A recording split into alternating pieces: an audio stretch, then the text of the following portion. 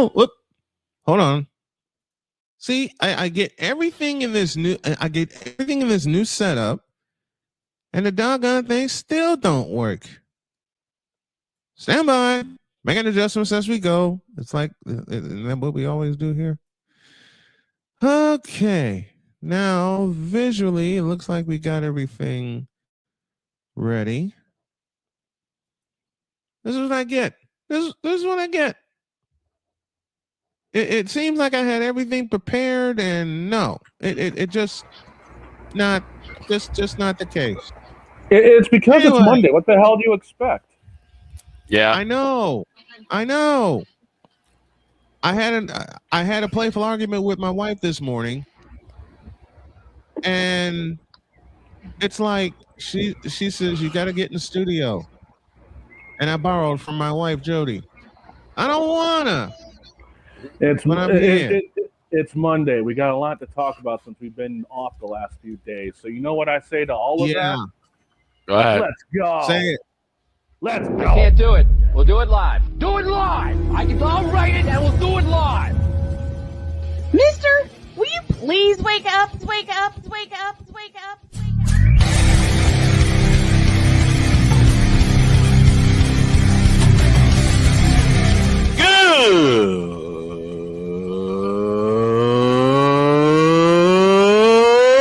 Good morning. Snowman here to all you Brock Purdy and San Francisco 49er haters. Shut up! I gotta thank you, Shane. I mean, whatever happened to the games where breaking 100 points was, I don't know, unusual?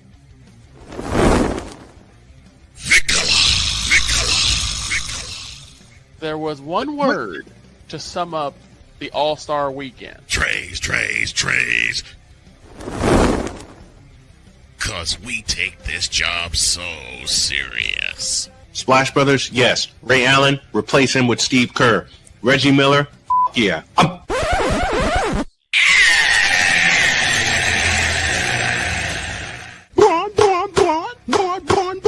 What in the all types of blue hell?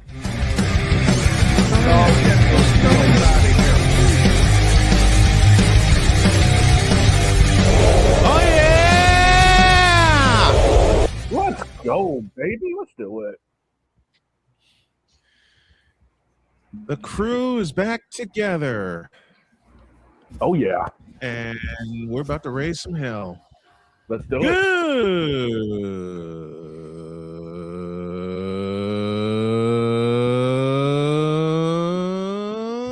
Good morning and welcome to the Manic Monday edition of Snowman in the Morning, the best sports talk on the air. This is the place where this is the place where the truth gets told and nothing is hidden. Like LeBron James flat sucks. Is here. Droid is here. Droid's actually here. Yeah. No, because he said he was at the dentist and I didn't know if he'd make it back in time. Victor's here. The dog is here, and the dog ain't gonna like me in about 2.5 minutes. I have 3 words for the dog. No.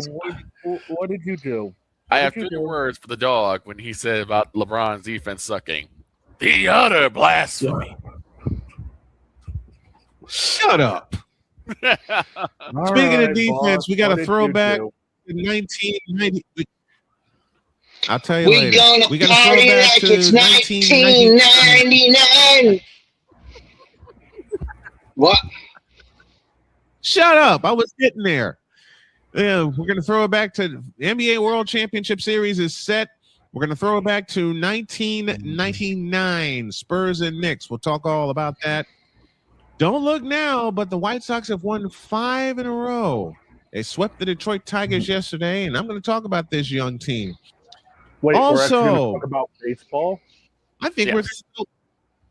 Yes. Yes, we are. And also, we may even dip into the arcade today because Destradamus has something up his sleeve.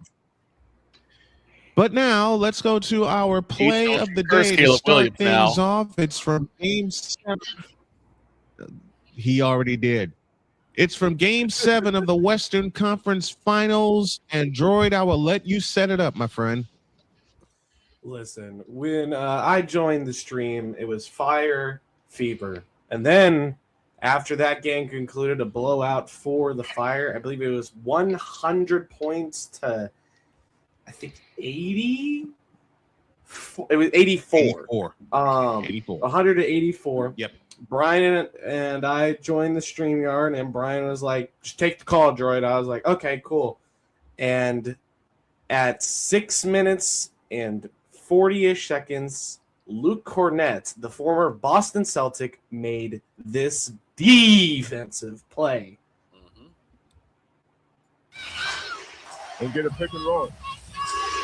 And Hartford, Castle Hartenstein overplay. Took it away. They want the double dribble, not called. Hartenstein blocked by Cornett. Oh, Cornett goes up and stops it. And to think that Boston block, let him go. The block that saved Game 7 for the San Antonio Spurs. That play of the day is brought to you in part by yeah, it was. Julian Champagne. Was Wemby the conference finals MVP, or was it Champagne who was the conference finals MVP? We'll answer that in a moment. Our play of the day brought to you in part by Mint Mobile. Now you can pay for mobile service 3 months at a time to a year in advance. Visit mintmobile.com for all the details, and visit mintmobile.com for a very special offer. 3 months for $45. I took advantage of that. So did my wife. Mintmobile.com is where you need to go. Unanimously, Victor Wembanyama was the Western Conference Final MVP. Wemby. And rightfully so. Okay, I'm going to take an idea from Dietz. We're going to wrap up the weekend whip around style like this.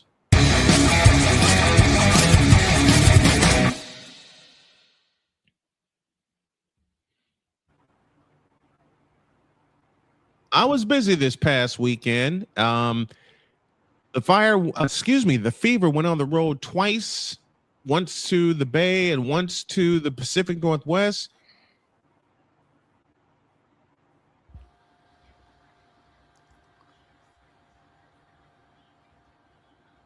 And he mooted. Mooted, sir. He mooted. Will you quit? Will you get out of my truck? Let me try this again. I'm not in your truck. Yes, you are. Fever, the Fever went on the road twice against the Valkyries on Thursday and the Portland Fire on Saturday. And unfortunately, they lost both. They lost to the Valkyries 90 to 88. They had a chance to tie or win the game, but Aaliyah Boston missed a 15-footer. And they got blown out in Portland, 100 to 84 in a defensive debacle. I will talk more about that later on this week. And trust me, I got a lot to say.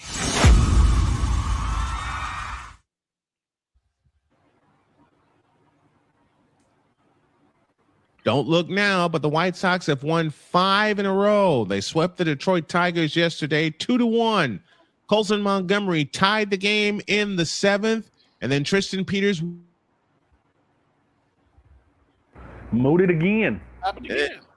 As I was saying, Tristan Peters won the game in the 7th inning with a run-scoring single. They hit the road tonight against the Minnesota Twins for the first of 3, then a day off on Thursday, and then 3 more at Philadelphia, which means me and JJ are going to fight. All 6 games will be broadcast here on the channel live beginning tonight at 7:40 Eastern.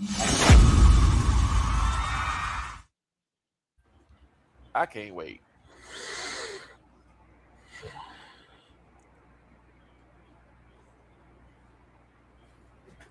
White Sox baseball is back, baby. And And there's something else going on. We like to call it the Stanley Cup Final. We'll talk more throughout the week, but it begins tomorrow night. Shut up. It begins tomorrow night. I'm going to put the headset on for that also. The Vegas Golden Knights, who vanquished, beat up, drilled, and smacked the Colorado Avalanche, the preseason favorite. Not only did they beat them up, smack them, and kick them in the ass, they swept them 4-0. They will face the Eastern Conference. I'm going to be busy. I'll put it that way. Jeez. I'm going to be busy because I'm going to have like 4 monitors in here doing all this stuff. The Vegas Golden Knights and the Carolina Hurricanes begin the series in Carolina. That will be tomorrow night. 8 p.m. is our pregame time. 8:30 for the face-off, and I think Jordan will correct me if I got that wrong. But we'll have not only the Stanley Cup Final here on the channel, we'll have the NBA World Championship Series, and we'll have some baseball, White Sox baseball, as we revive our baseball coverage. Just had to put it on the shelf for a little while Snowman got healthy. I am back. I'm ready to roll. And that's the Whip Around presented by Fanatics.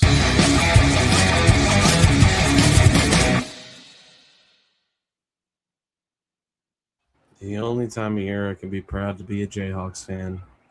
Canes in 5. And in one last piece of news dealing with the Whip Around, Denny Hamlin recovered from a opening lap jump start penalty to win in Nashville after a 1-hour rain delay. And, of course, paid tribute to the fallen Kyle Busch on the front straightaway post-race.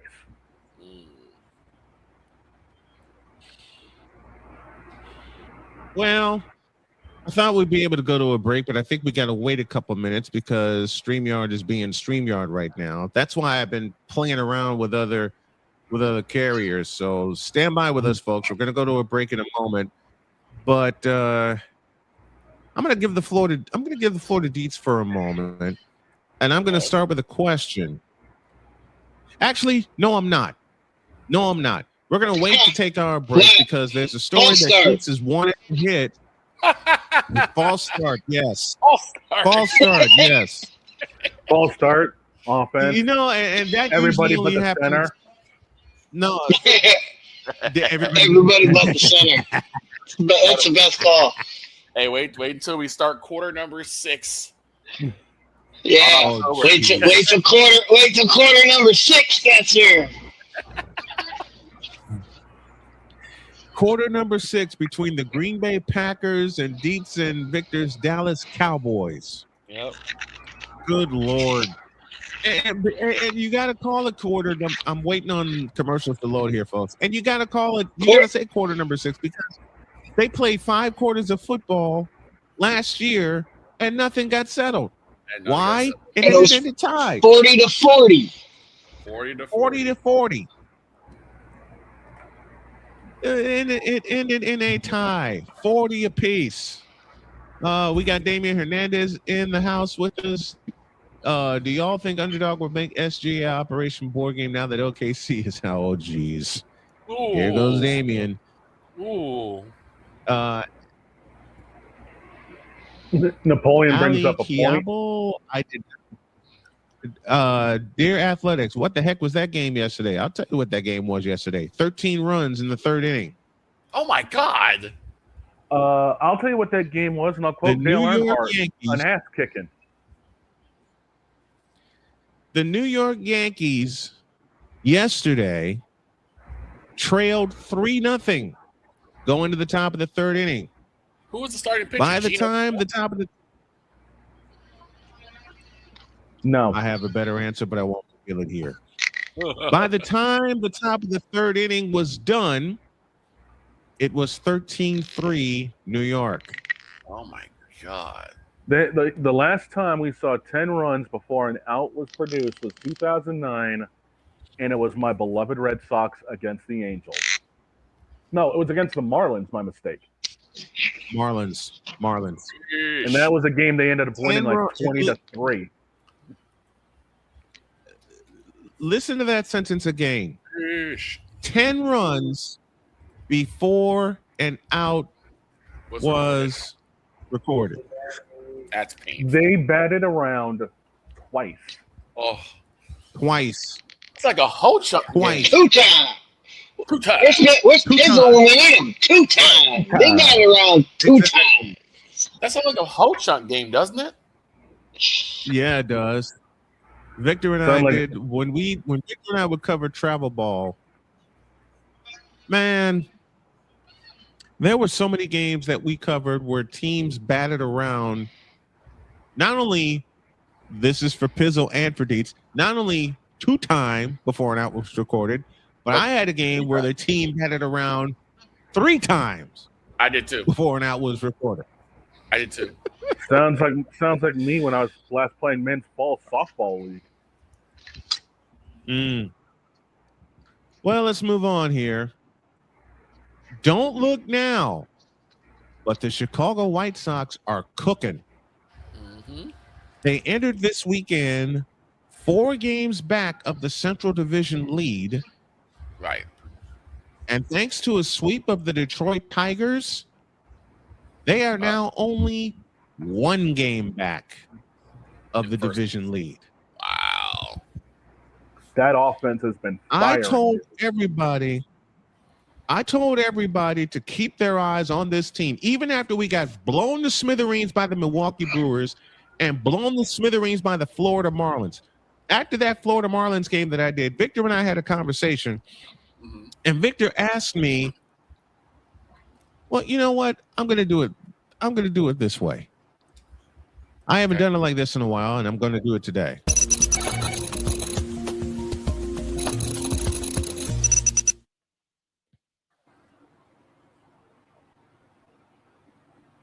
All right. I was about to say, you need the dog on camera? I better. Give me this dog on camera.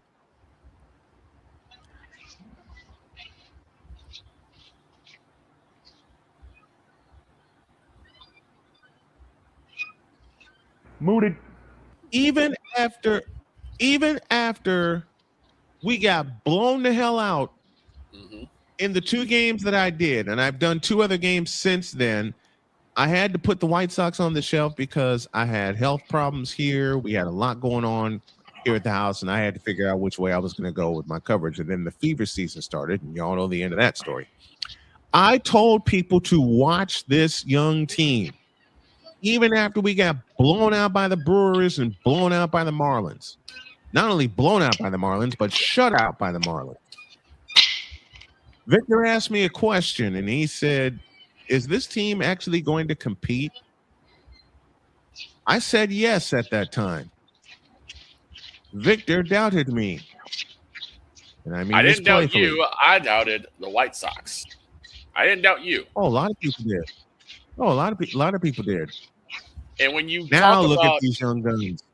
When you talk about a game, the first game where you score the first run and the last run, but you don't score anything past that. Don't do anything in between that. Right. How can you blame me? No. Could you blame me? Because I went off after that game. We both did.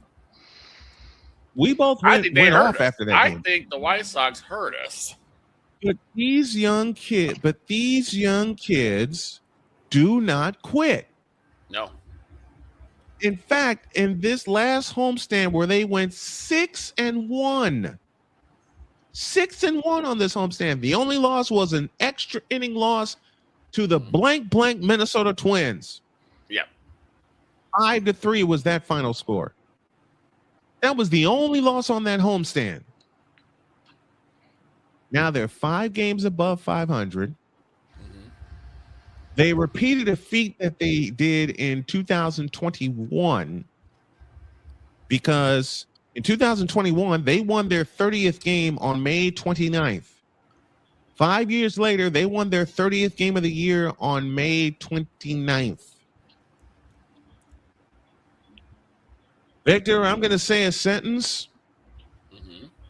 You're a fellow Southsider, and I think you'll agree because we've watched them grow up.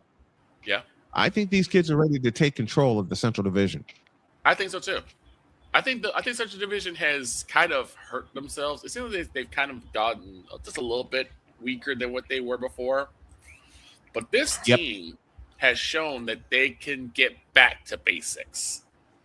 Like I said, when I watched the Cubs and White Sox do battle, I was waiting for this type of game.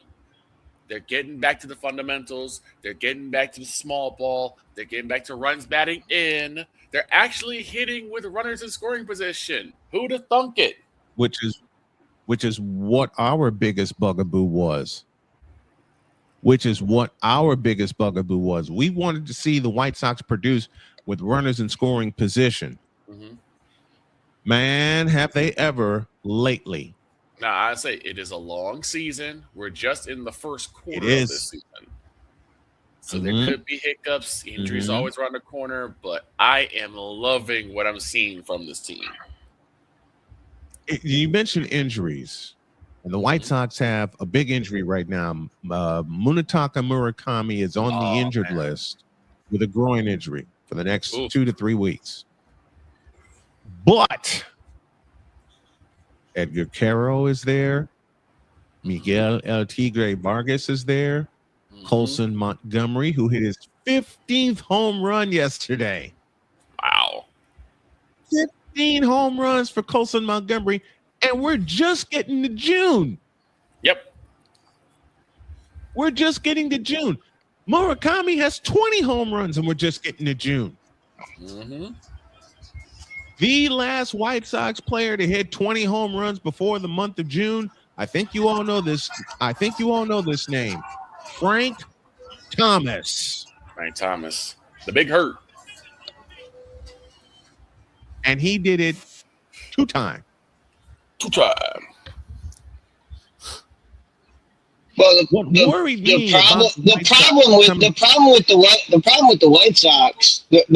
the White Sox and everything that's going on is the AL Central. They can do fine in the AL Central, and you look at the deeper statistics of baseball right now. The White Sox can do fine in the AL Central because almost every team in the AL Central has a minus run differential. Yeah. You look at the good teams in baseball. You look at the good teams in baseball right now. All of them are not just positive; they are astronomically positive. The Braves are something like plus 140. Oh my God! The Braves. I was looking at it the other day. The Braves' run differential is absolutely insane. The Yankees have an insane run differential. The Tampa Bay Rays, who lead the AL East, have a very good run differential. The Dodgers, who are going to be there when all is said and done, they have a extremely positive run differential. Right. The only team that is, I say, struggling, which is really funny, is the Pittsburgh Pirates. The Pirates are the only team that has a positive run differential, and they're like fourth in their division, but they have a positive So that's what you need to be looking at right now, because it's always good to win games. It's stack your wins when you can, but if you're winning games by the skin of your teeth, one run here, one run here, one run there, if you're winning games like that, right? When it's we just turned the corner to June. When we get into July, August, and September, and especially September and October, when runs are at a premium, when it is hard to score runs in September and October, that's what you should be looking at right now. Is, are you producing enough runs for your pitching staff? Right. Well, to your point, Dietz, I'm looking at the run differential right now. We look in the American League Central Division. The White Sox are at +8. And for a long time, they were like minus 51 and then minus 21, when the season started. Right. The Indians and the White Sox are the only two teams in the Central Division with a positive run differential. Only two teams. Minnesota, Kansas City, Detroit, in order, minus 21, minus 59, and minus 39. Right. The Tampa Bay Rays have a plus 19 run differential. The Yankees, as Dietz mentioned, they're at a plus 98. Seattle, who's leading the American League West Seattle, who's leading the American League West right now, and I think they're getting ready to pick up the pace and run away, have a plus 30 run differential. The Atlanta Braves, y'all ready for this number? Their run differential is a plus 109. My God. 109. It's insane. The Washington Nationals and the Philadelphia Phillies, the only two teams in the National League East. Washington has a plus 1.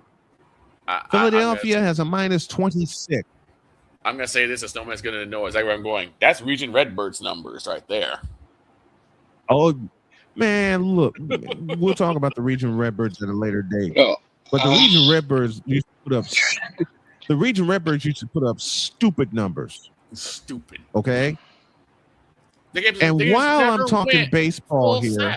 Full 7, full 6. No. Not with those guys. Never.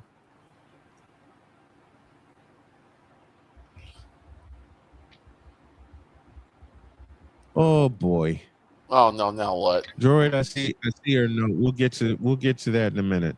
I quit. Now I gotta since we're talking baseball, let me ask a question about something I saw yesterday. Mm-hmm. Yeah. I saw a commercial for, and I know everybody's probably seen it. I've seen a commercial for the Banana League. Yeah. Yes. And they're like, how they're like the Harlem Globetrotters of baseball. Mm-hmm. Yes. I see this commercial, and I ask myself, if these guys can do this, why aren't they Major League Baseball players? If you can catch the ball and do while doing a backflip. Right. Why aren't these people why aren't these guys doing it professionally? What it's the same thing I always asked about the Harlem Globetrotter. I always watch them and I was like, there's something off about what I'm watching, because I'm watching you do this, but why aren't you, if you can do this and you see guys flip the bat in their hand, actually flip it up, catch it, and still pop and still hit the ball. And I'm like, how do you do this? And how are you not how do you not just craft your hitting to be a professional hitter? Right. Because almost 75% of the Banana Ball League is made up of former MLBers, basically players who could not make it in the MLB. Right. So by the time that they're already in Banana Ball, their contract's up, their chance is over in the MLB, and the MLB will. And just Trevor Bauer is a good example. The MLB doesn't give second chances. They never have given second chances. They never will give second chances. It's an MLB problem, not a player problem. It's just weird. It's just weird to me, because it's hard enough to hit a baseball, but for a guy to be doing it while spinning the bat and then just swing, I'm like, what? How is no one like, hey, I want that guy? I asked Dietz's question. What are we doing? And I'm sorry, Troy, but Damien has a suggestion for your Royals. Oh no! At this I'll point, jump in the waterfall. Don't even read it. Don't even read it. I'm too tired. He's not too even tired. in the mood to hear anything. Hey, You man. had some OBJ before we. Yeah, go ahead. So man, George was thinking, I'll be scared later. Right now, I'm too mad. Right now, I'm too mad. I think he's going to be saying that a lot. Yeah. For a while. Now, what is anyway? your OBJ news? Watch this. Watch this Hold on. Watch this White Sox team. Will it continue? We don't know. All right. It's a long season. You play 162 games. Mm-hmm. We begged for the White Sox. Man, give me this camera. We begged for the White Sox to get back to fundamentals. Well, given the fact that they're a game out of first place and they won yesterday with a run-scoring single, and they had a couple of walk-offs during the Twin series where they won 3 out of 4. Right. I'd say they're getting back to fundamentals. And I'll give you a name to look for. And I know I'm being very, very premature when I say this. A name to look for in a hopeful Cy Young conversation. They have a lefty by the name of Anthony Kay. Mm-hmm. It gives me very few, but a few Mark Burley vibes for this left-hander. Right. Watch that name and watch these White Sox. Now that we turn the corner into June, time to see what they're really made of. Is the hype real, or is it just a hype train that's ready to crash? I'm hoping the former, not the latter. That's Snowman's take. What's yours?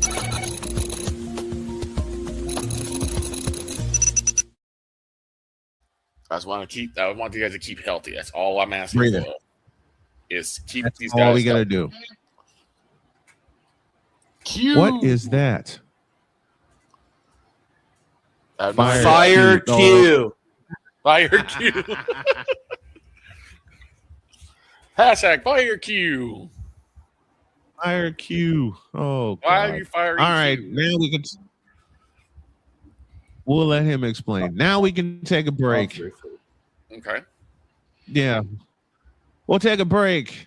When y'all get back, we're gonna get totally deets, and we're gonna go inside the arcade. All right. Because Deets had a little peek at Madden. Oh dear. Boy. And the person they have on the cover of said game. Once again. Oh dear. Oh dear. 32 after the hour, and we're back in the.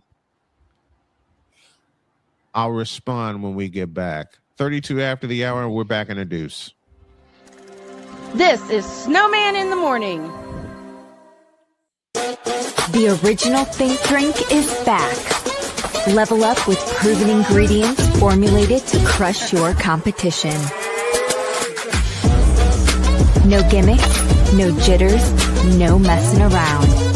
Just high potency results that keep you moving day or night.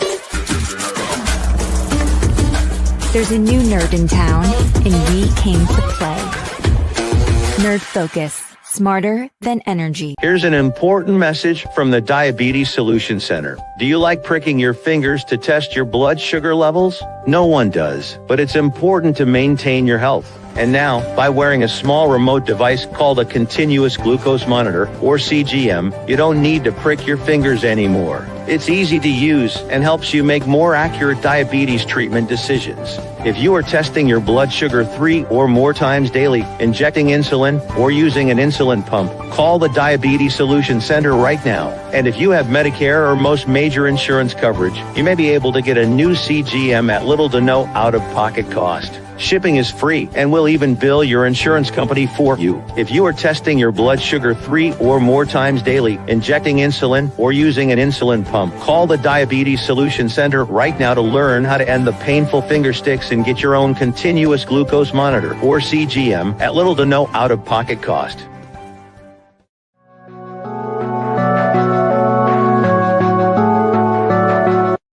I want want to do a TED Talk, but I don't have anything to talk about yet. I'm getting there. Life is for the living. We're not here that long. You can learn anything you want to learn without any money spent. What do I really enjoy? What do I really want out of life? I am your host, WIZE. Are you in a life holding pattern? Well, this is for you. Welcome to the Stuck in My Mind podcast. Live every Monday, Tuesday, and Wednesday at 4 p.m. Central.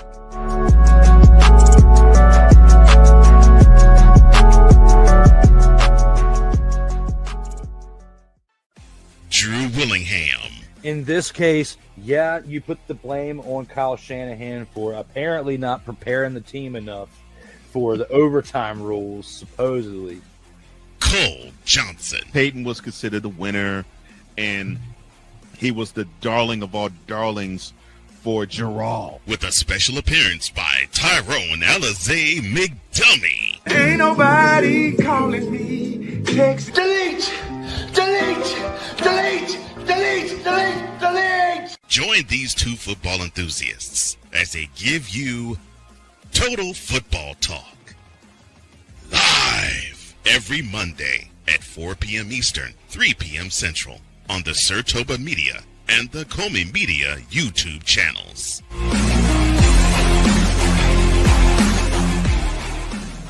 Cause we take this job so serious. Put somebody in the middle of the field. Like, it's not hard.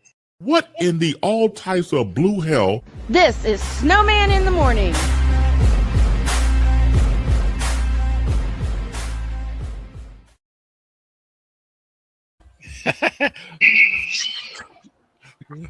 The rage of deets. Put somebody in the middle of the blank field. This isn't rocket science. We'll see if they get somebody in the middle of the field on October 17th.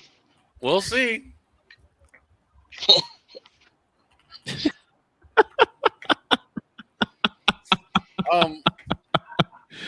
All right, to Droid for a couple pieces of news. Droid, what you got for us? So for Jordan Schultz, a man is planning a return to the NFL. Mr. Odell Beckham Jr. is currently working out with the New York Giants with hopes, and I quote this, hopes of getting a deal for a possible reunion. Dear Odell Beckham Jr., shut up.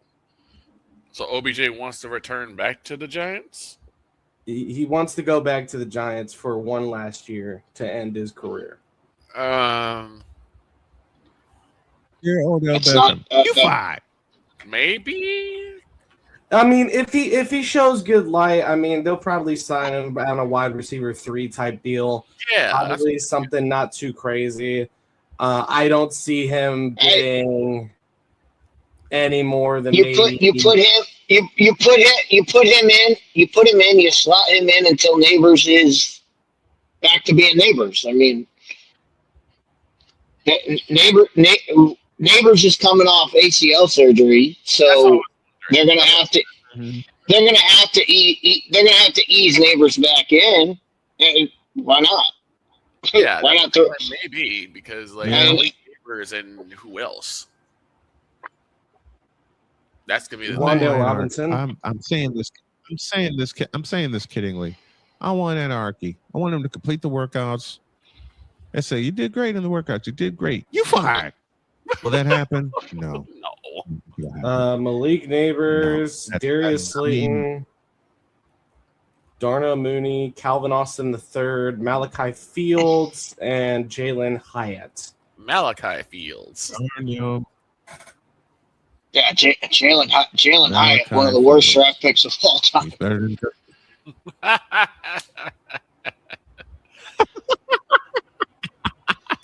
I think definitely this is a pretty solid core just from the first 3. Hey, who the hell is Jalen Bryant? Oh, did I get that? Jalen Hyatt. Jalen Hyatt got drafted. He made himself a first round draft pick because he scored five touchdowns against Alabama. First team all SEC was with Tennessee was a 73rd overall pick for the Giants. in the third round out of Irmo, South Carolina. He's 6 foot 185. And he's done absolutely nothing. And he's done absolutely nothing in the NFL. And guess whose number he wears? What number does he wear? 13. Never mind. But I like this. I like this first four. I like Malik Neighbors, really great wide receiver. It's just that ACL surgery is going to be a big question mark. Darius he's been that veteran guy for the team for the longest time. Darnell Mooney signed out of Atlanta, former Bear as well. You know, he was solid both in Chicago with Justin Fields. You know, with the limited amount of quarterbacks he's had to work with, I think Jackson Dart will definitely be a breath of fresh air for a guy like Darnell Mooney, because you got to remember this was Darnell Mooney's quarterbacks when he was in both Chicago and Atlanta. Mitchell Trubisky, Justin Fields, Michael Penix Jr., and Kirk 2 Chainz Cousins. Say no more. So I can't wait to see what Darnell Mooney does. 41 after the hour, and we got to get totally Deets because Deets had a bone to pick with me. Passionate. Come after me. I'm a man. I'm 40. Unflinching. Let's go back to losing. Parking was easier. Unrelenting. They're not going to keep him off the field tonight. Totally. This one has a chance. Deeds.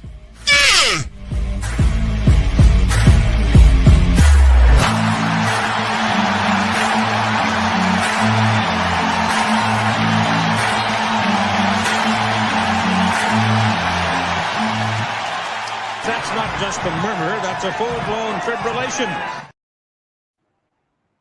And we got a bonus for you. Totally Deets is inside the arcade.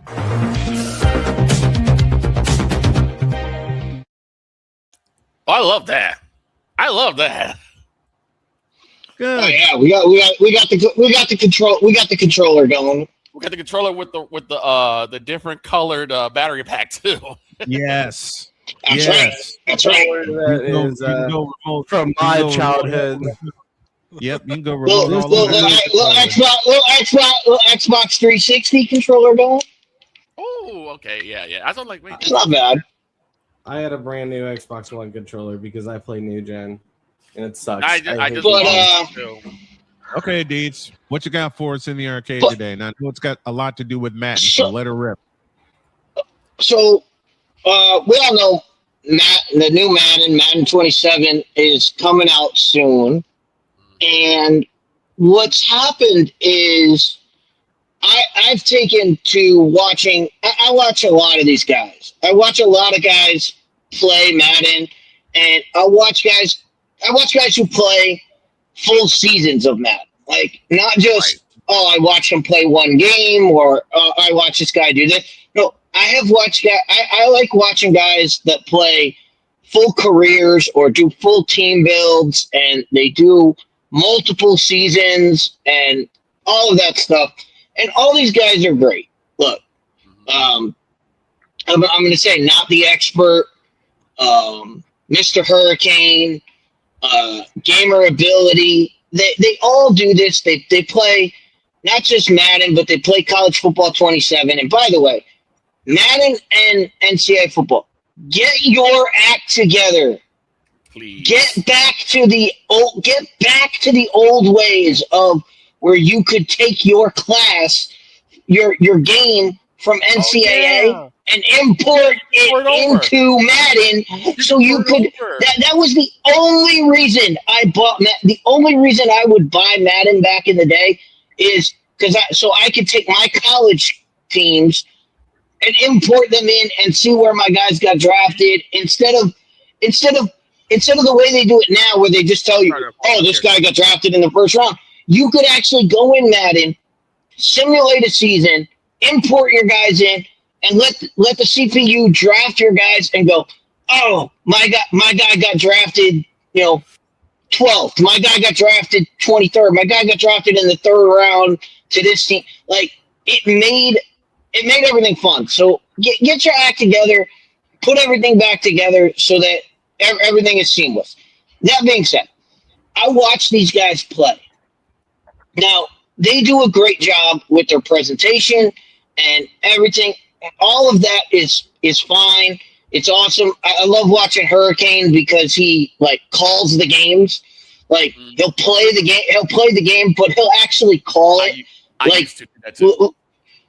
And I used to do that too while I was sitting here playing. And, it just makes the game more fun.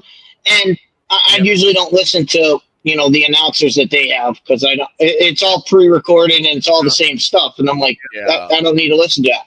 But anyway, you watch these guys play, and this is why I say this. And it's probably not all people who play Madden, but for the multitude that I've watched, you can find out real quick people who know football and people who think they know football.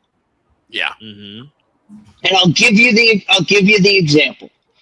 And I'm going to use a team that we all know the pieces, so you don't have to be like, oh, who's that guy? Who's it? So I'm going to use the Dallas Cowboys because we all know their wide receiver crew. We all know their wide receivers, and it's just easier to do it this. It's easier to do it this way.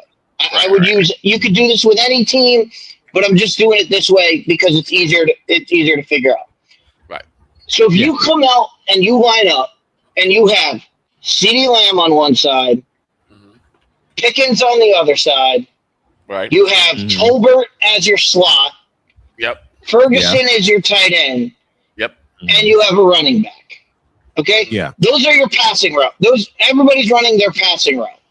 Right. Now, what these guys will do to try to trick you into thinking they know football.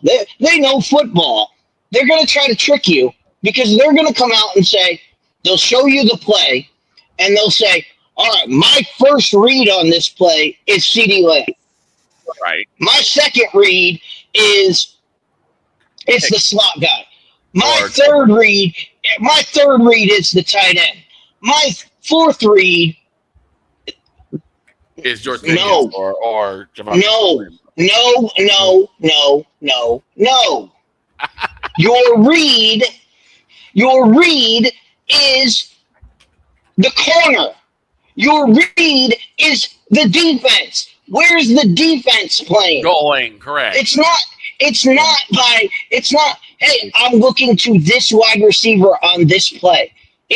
I'm looking at the outside linebacker. Is the outside linebacker dropping into the flat? Is the outside linebacker blitzing and I can dump it off right away? Did the middle linebacker bail out completely and now the crosser is wide open? That's why these guys, you watch these guys play and they throw massive amounts of interception. They throw interceptions on they probably throw about 3 or 4 picks a game. Why? Because they're looking at wide receivers and they say, oh, CeeDee Lamb's my first read. Oh, he's one-on-one. I'm going to throw it. And there's a guy sitting right there. And I'm like, every time I'm watching these guys play, and it's every single one of them. And again, it's nothing with their content. It's nothing about them. They don't read the defense. I watch this and I'm like, I watch it and I'm like, throw to X. And then they throw it. By the time they realize X is open, the guy's covered. The guy's been recovered. And right off the rip of the play, I can go. I can tell you who the throw is supposed to go to, and almost 90% of the time you can figure it out. Now, that's my problem with Madden. That's been the problem with Madden. That's been the problem. That's the problem with football games in general. Every football game, not just Madden. But you go back to Tecmo Super Bowl, you go back to NES Play Action Football, you go back to any quarterback club, any football game, there's 2 to 3 plays that are just OP, and they just work. They work no matter what happens, they're going to work. And that's my problem with Madden is once you find those 3 plays, You can just spam those 3 plays and basically be done with it. So Yeah. but getting back to my point, that's how they try to trick you by saying, oh, I read this wrong, or oh, my read on this play is they're pointing to the wide receivers. Your read is the defense. You don't read the route. You know the route the guy's running. Right. The question is there a guy that can stop it? Who's the guy that's going to stop it? If you've got guys running over the middle of the field, if you're running slants, well, if the linebackers don't move, well, the slant's going to run right into them. Right. So when you're watching a play develop, you're not reading, oh, my receiver's running an in route. You're reading, all right, my receiver's running an in route, but the linebacker's covering it. So there's got to be somebody on the out route that's wide open. There's got to be somebody else doing something. Oh, I have a guy running deep. Oh, they double covered him? Well, then somebody's got to be open. And it's laughable. It's laughable. I've literally listened to these guys. I was watching Hurricane yesterday play, and he throws an interception, and he goes, I don't know why that guy threw an interception. I'm like, because you hit square. You threw to square when X is running wide open, and you didn't see him because you were looking at one receiver the entire time. You know what? To piggyback off that, I remember watching one guy. He was doing the same thing, and the thing that gets me is like they show you the player art. They show the art that says, okay, one guy's going left, one guy's running a post, one guy's running a slant, one guy's throwing like a curl or something like that. You see the play. The play art is there. He goes in. He's like, I'm going to hit this. My first read is to B because he's going to be on a fly route. One problem. He's going on a fly route, and when he throws it, there's 2 guys there. So it gets picked. Yeah. It's like you did see them like both move, the safety and the corner, both move to the right. So you did see them right there, right? Meanwhile, it's just laughable. Like if you want to destroy that, I mean, the CPU never changes, and that's been the problem with Madden. I think the only one that's really done this was the first NFL 2K. I think it was 2K4. Yeah. They actually adjusted the AI in that game adjusted to your play. Right. So if you ran the same play 4 times in a row, instead of Madden, like what Madden does, if you run the same play over and over again, it will just spawn people. Guys will just magically spawn in to break up the play. Right. Whereas NFL 2K, the way they did it is, if you were running the same play over and over again, the defense would adjust to it. They would slant linemen that way. They would actually move guys that way. So you could run the same play a couple times and then run a counter off of it, and it would actually look like football.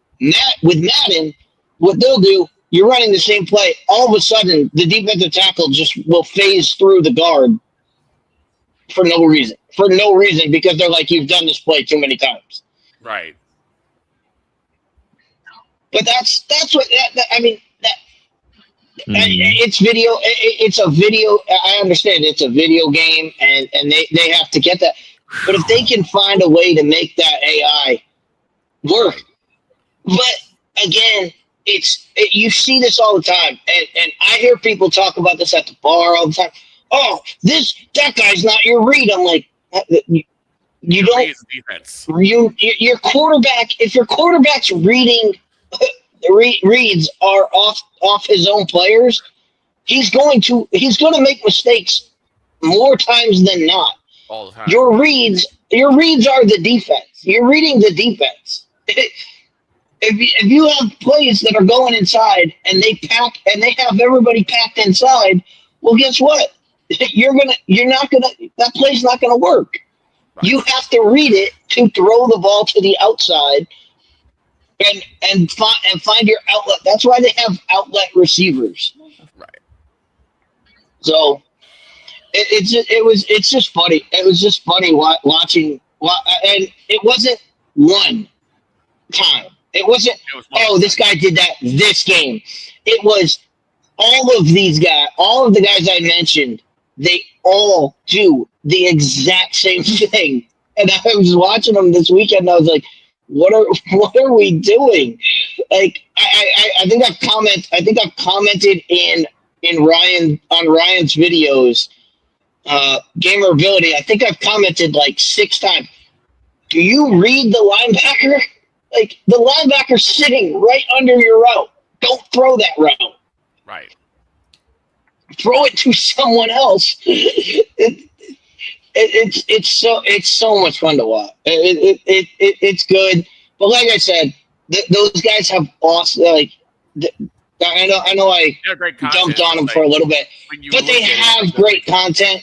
It's just funny to see. It's just funny to when you watch it from that angle. It's just funny to break it down.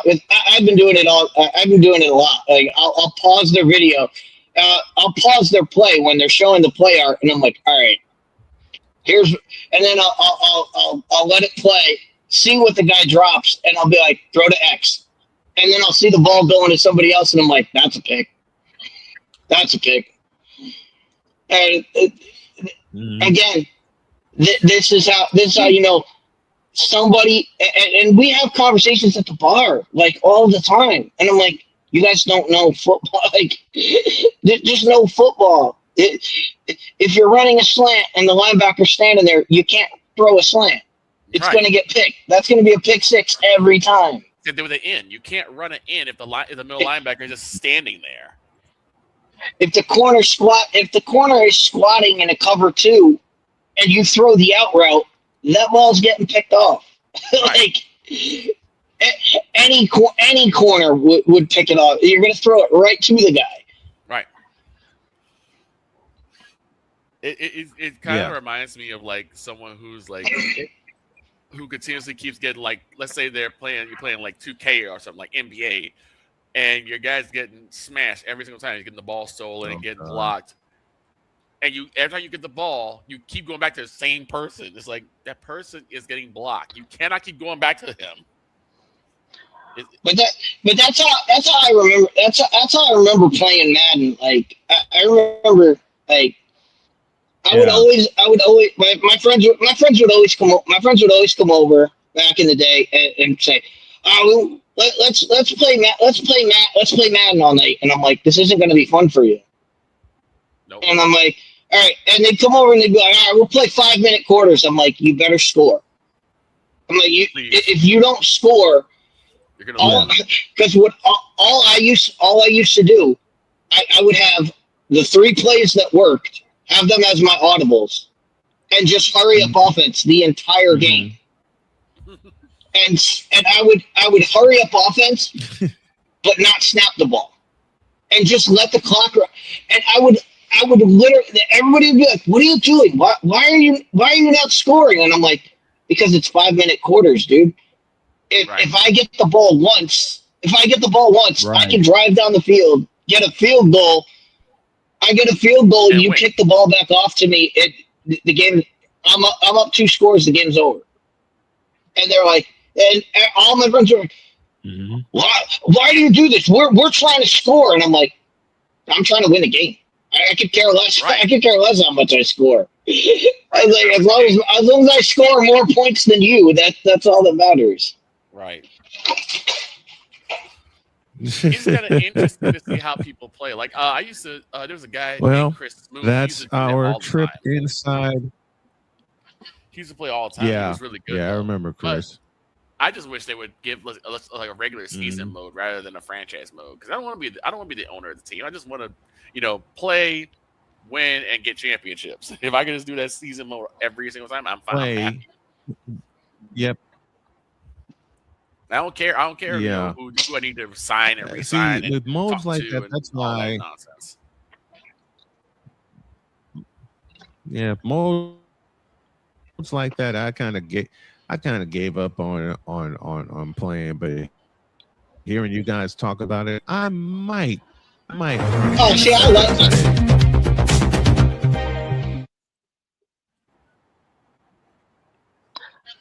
I like franchise mode, but I don't play the games. Right. Like I don't influence the games. I just watch them. And okay, so you do the other way, where you make the decisions, but the games are like you watch the games rather than play. Yeah, I don't because what happens is if I play the games, my team's going to be 16-0, and then it's not fun. Like I want to make my decisions. And I mean, there are so many things that you can do. Like one of the cheat codes in Madden. What I used to do at the trade deadline, I would just think, all right, Arizona Cardinals, you can have my first round pick and I'll take yours. And they would do that trade every year. Every year they would trade me their first round pick for my first round pick.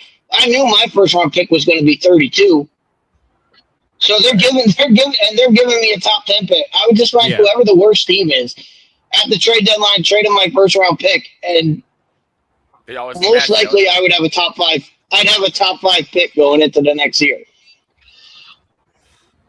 Because in the end, it's the Arizona. So you can trick people. We're at the top of the hour. I have a special commercial pack that I'm gonna run. When we come back, Kansas baseball blows the doors off the joint after trailing 5-0. And the NBA World Championship Series is set. And if you haven't been watching, then shame on you. We'll tell you the two teams that are involved, and we're going to party like it's 1999. And then Jay Spivey will join us to talk Carolina Hurricanes and their second appearance in the Stanley Cup Final. It's the top of the hour. It's a Manic Monday, and we continue after these messages on the Snowman Multimedia Sports Network. Back in the deuce.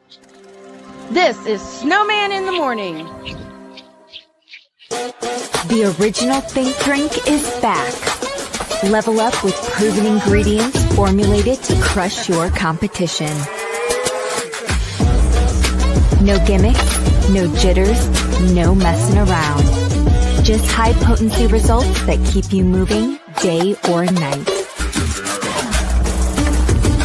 There's a new nerd in town, and we came to play.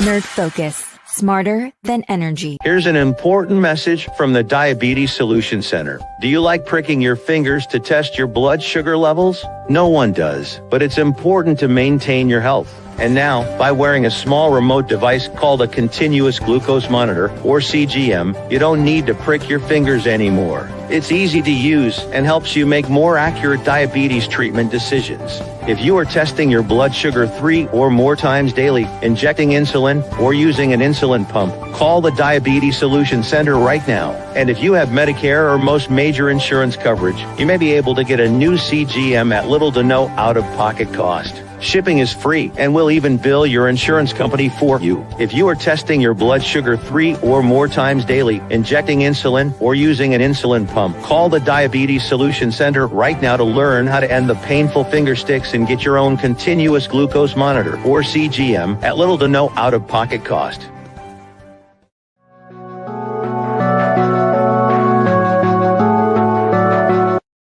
I want to do a TED Talk, but I don't have anything to talk about yet. I'm getting there. Life is for the living. We're not here that long. You can learn anything you want to learn without any money spent. What do I really enjoy? What do I really want out of life?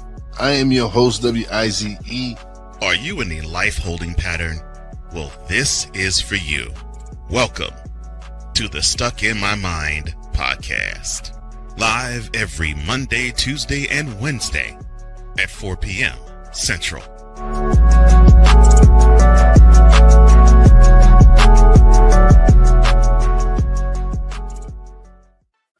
Drew Willingham.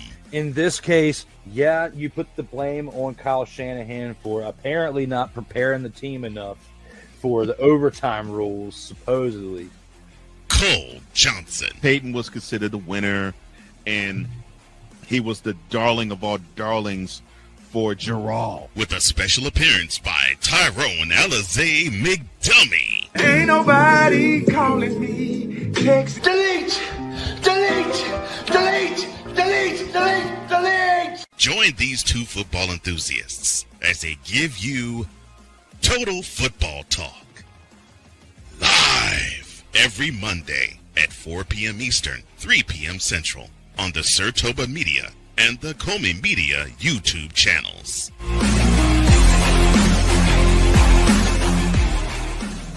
Cause we take this job so serious. I'm sorry, what are these things called? Spices? Spices, thank you. My brain went bleh. What in the all types of blue hell? This is Snowman in the Morning.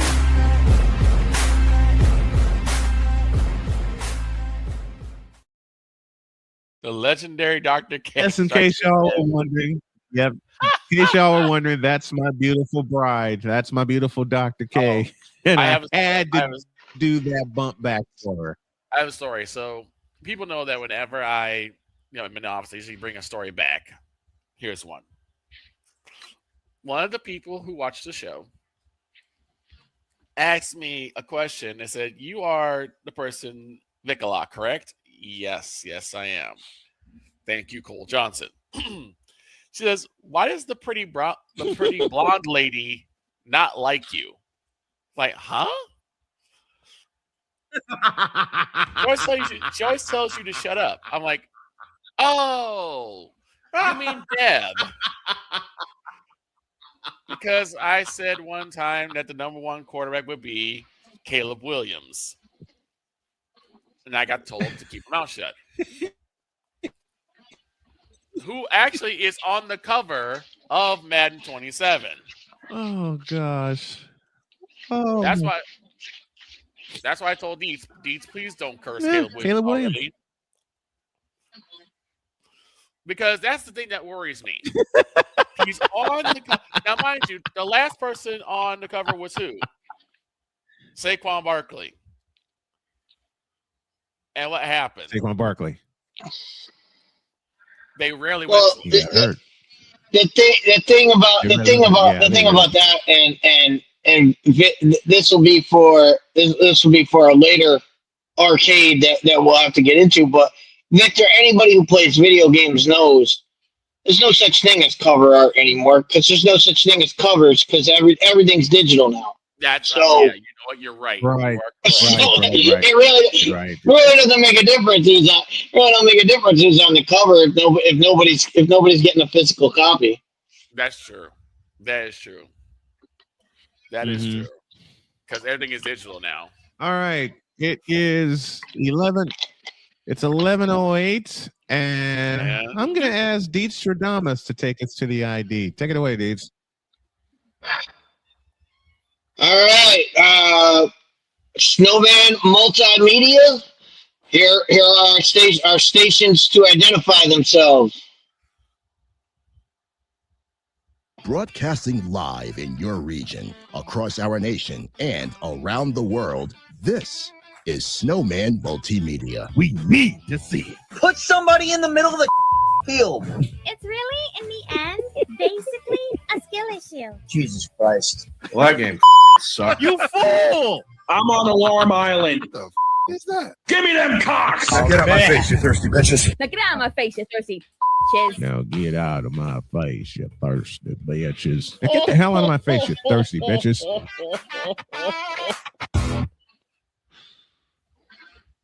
I must have either been high on caffeine or drunk off my ass to come up with that package. And it's one of the favorites. Or all three. Or all of them, yeah. Before we get into the NBA World Championship Series, I got a few surprises. Okay.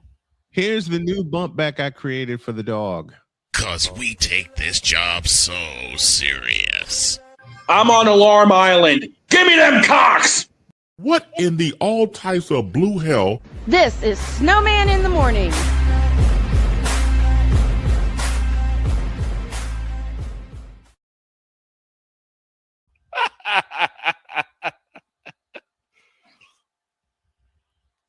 Dog gonna be mad at you. Oh, he really gonna be mad at me because I'm dropping the shirt Friday. All right.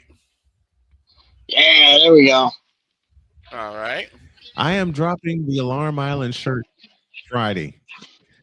Here's one I came up with for a pizzle. Cause we take this job so serious.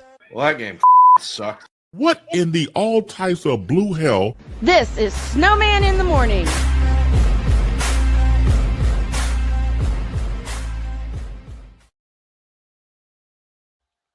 Because of Tua turning the ball over.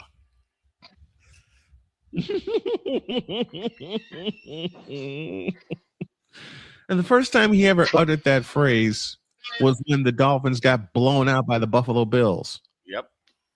First time he ever From uttered, Tua first time he ever turn uttered that phrase. the ball over to Malik. What you talking about, Willis? Exactly. Yes. Absolutely. I even came up. How do y'all like that graphic for I did for a puzzle? Y'all like I it? like it. Yeah. You like hey Deets? Did you like the one I did for you? Yeah, no, I like the AI photos. They're good. Yeah. I went down a rabbit hole. I even got one for Victor. I'll show that one in a minute. But I decided to have a little fun with Deb Woodkiss also. Cause we take this job so serious. Shut your mouth. What in the all types of blue hell? This is Snowman in the Morning.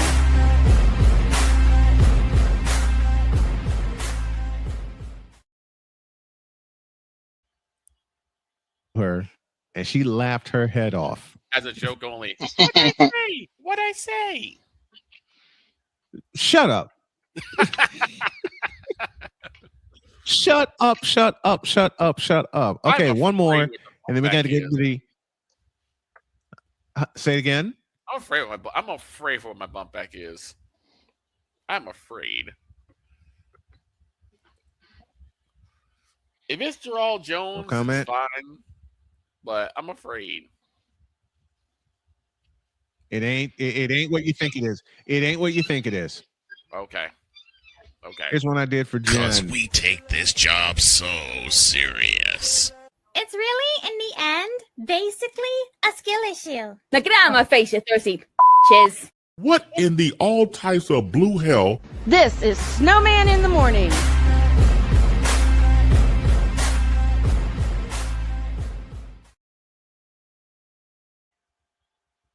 There you go. Couch toss. I'm gonna get that one next. She's gonna rifle a couch at one of us. I know I did one for Victor. I'm pretty sure you did. She's gonna rifle a couple of couches at us. Okay, Victor. Give me a couple seconds. What we got coming this hour? We'll talk NBA World Championship Series. Well, I got this little present I have loading for Victor. We'll talk NBA World Championship Series. It's Spurs versus Knicks, and just like in 1999, it begins in Texas this Wednesday. 8 p.m. will be our pregame time. Napoleon says Jen has a couch with your name on it. Why don't we go to the Fanatics feedback zone? Right. Thank you to Napoleon Johnamite, Damian Hernandez. Sports Break Media says good morning. Sports Way with Dre podcast joining us as well. Thank you to everybody that has joined us this morning. Okay, And, Victor, you asked what your throwback is. Oh boy. Here it is. Cause we take this job so serious. Gerald Jones has no brains. His football acumen is the same capacity as Gun Run's moral capacity. What in the all types of blue hell? This is Snowman in the Morning.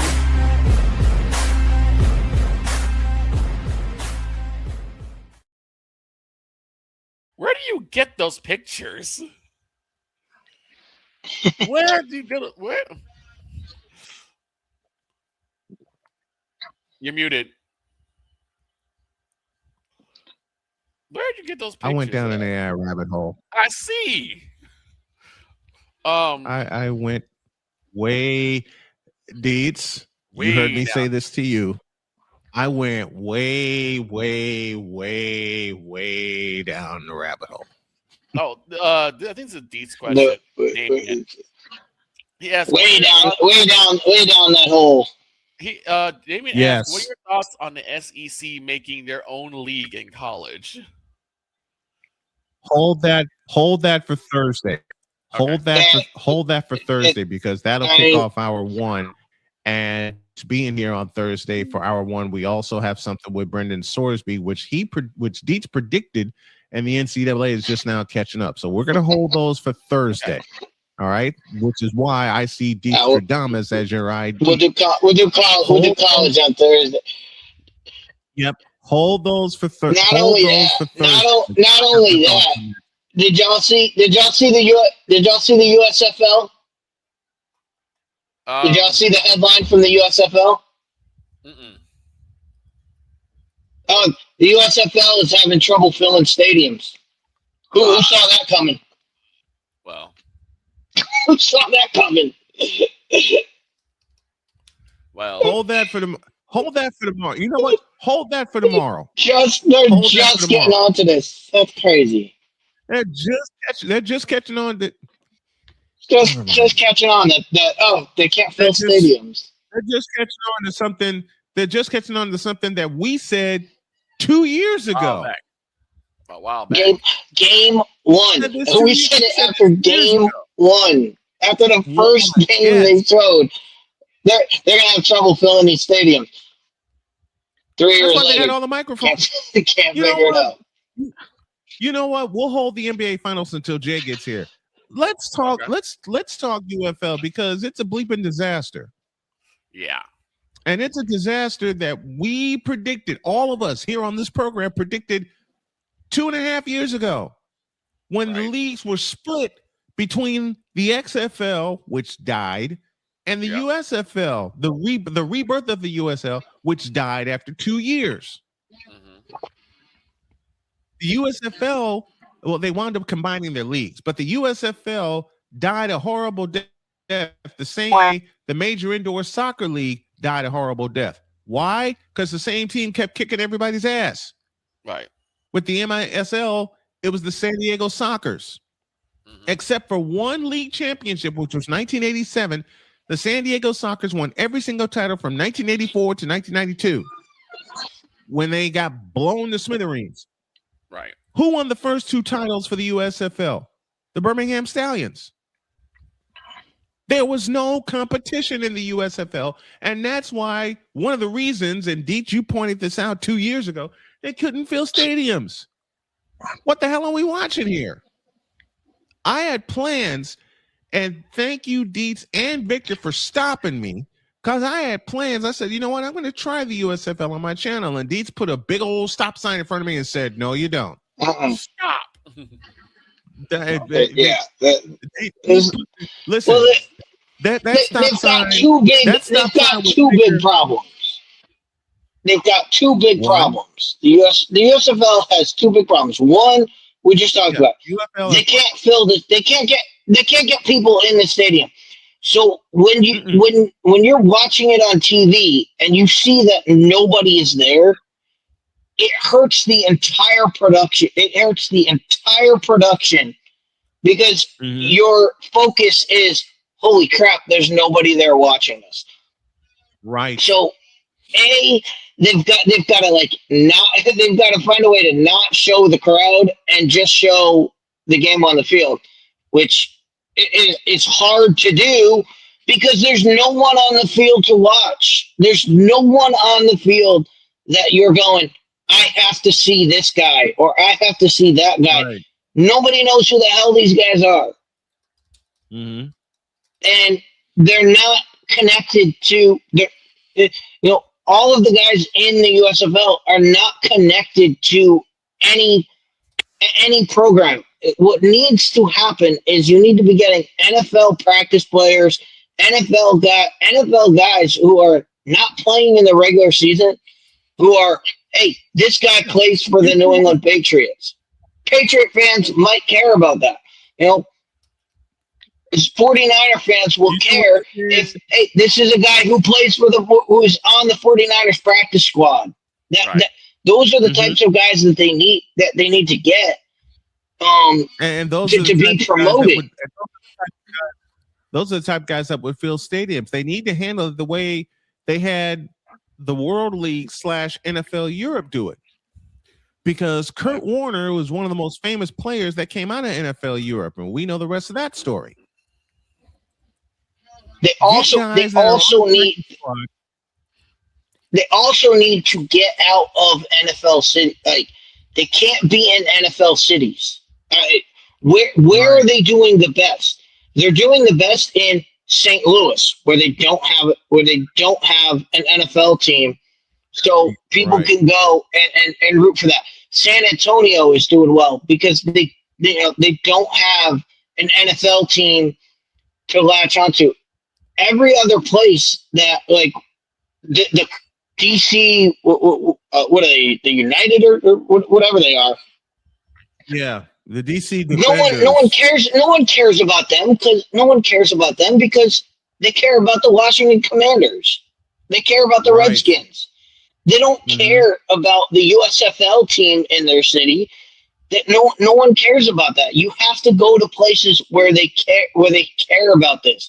So you have to go to places like Nebraska. Put a team in Nebraska. Put a team in Kansas. Put a team in places that don't have NFL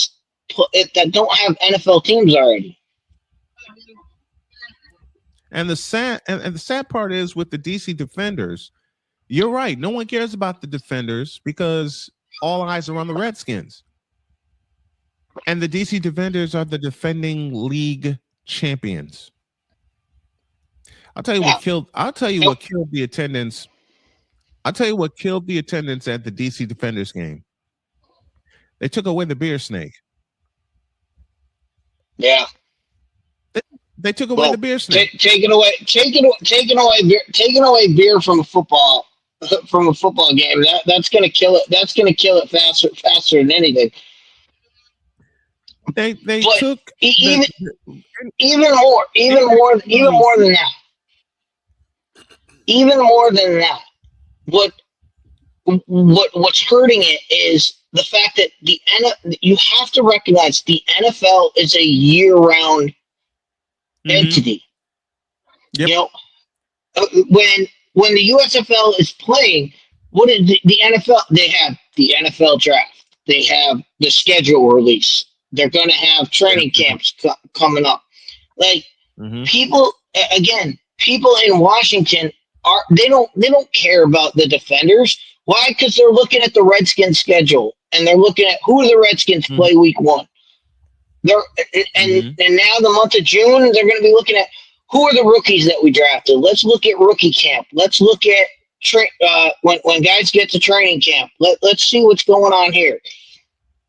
That's what that's what people care about. They don't care about these guys who are not part of it. Now, if you had Washington Defenders who were Washington Commanders practice squad guys who were fighting for a job in with the Washington Redskins team, then people might care. They might pay attention to it a little bit. But to have just random guys on the field, no one's going to care.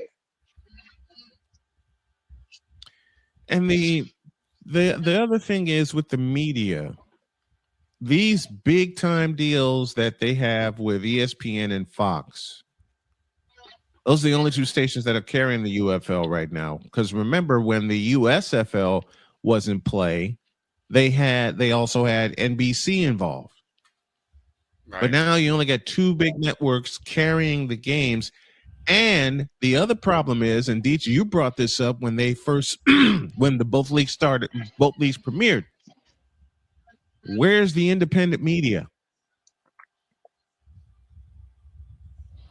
I mean, you should have plenty of room in your press box for independent media to cover the games. It's a double-edged sword. It's where's the independent media? But even though they have these big these big deals with, as you said, ESPN and Fox. Where's the coverage? Where's the intrigue? Where's the where's the UFL? Where's the UFL game? Player of the week, or why aren't they having these guys on to, guys on there? It's like I said during the first season of, I think it was the XFL, when I was like, why do they not have celebrities on? You need to get celebrities on the sidelines so people are paying attention. So people are like, oh, that guy's on the sideline. I want to see what they're doing. The XFL did that and it worked when they put celebrities, and then they stopped doing it because the traditional media was like, you can't have celebrities on the sideline. They got in a fuss about it, and the league said, we want to be respectable. Well, guess what? Now no one's watching you, and no one cares.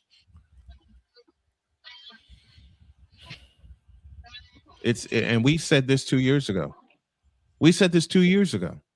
Yeah. And they still haven't caught on yet. Well, now they're catching on, but it's 3 years too late. Right. It is 3 years too late. Take a break. When y'all get back, we will get to the main subject at hand, which is the NBA World Championship Series between the New York Knicks and the San Antonio Spurs. And we may be joined by someone in North Carolina to talk Carolina Hurricanes and Vegas Golden Knights in the Stanley Cup final. I know someone who ain't talking about the Carolina Hurricanes, and we're going to bury his ass when y'all get back. This is Snowman in the Morning. Here's an important message from the Diabetes Solution Center. Do you like pricking your fingers to test your blood sugar levels? No one does, but it's important to maintain your health. And now, by wearing a small remote device called a continuous glucose monitor, or CGM, you don't need to prick your fingers anymore. It's easy to use and helps you make more accurate diabetes treatment decisions. If you are testing your blood sugar 3 or more times daily, injecting insulin, or using an insulin pump, call the Diabetes Solution Center right now. And if you have Medicare or most major insurance coverage, you may be able to get a new CGM at little to no out-of-pocket cost. Shipping is free, and we'll even bill your insurance company for you. If you are testing your blood sugar 3 or more times daily, injecting insulin, or using an insulin pump, call the Diabetes Solution Center right now to learn how to end the painful finger sticks and get your own continuous glucose monitor, or CGM, at little to no out-of-pocket cost.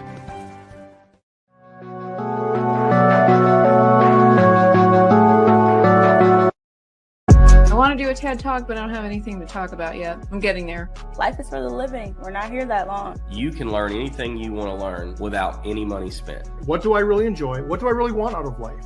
I am your host, WIZE. Are you in a life holding pattern? Well, this is for you. Welcome to the Stuck in My Mind podcast. Live every Monday, Tuesday, and Wednesday at 4 p.m. Central.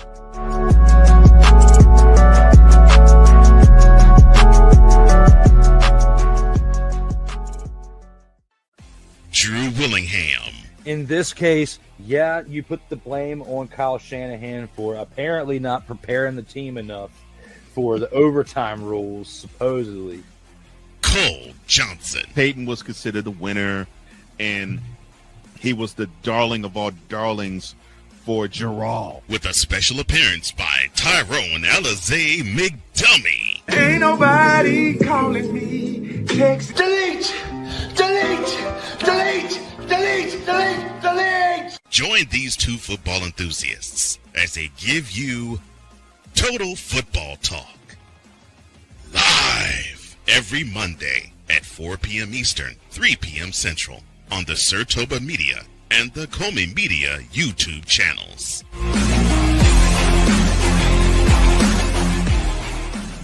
Join the transporter to Hades. Your butt and gut becomes one. Join the reformer of hooker whores. This is my daughter, Placenta Booty Johnson. Join the bronze god whenever you are in distress, take off your baseball cap and throw it in the air. Join your very own superhero of broadcasting, Chris Bass. So whatever color crayon they get, they palm it and do 2 circles, and that translates to, I can beat up black people. As she takes you through the week's paces in Baseline. Live every Saturday at 8 a.m. Eastern, 7 a.m. Central, No, Pacific Time Zone people, just stay asleep when this is on live and just catch the recording. Oh, I'm sorry. Exclusively on the Chris Bass YouTube channel.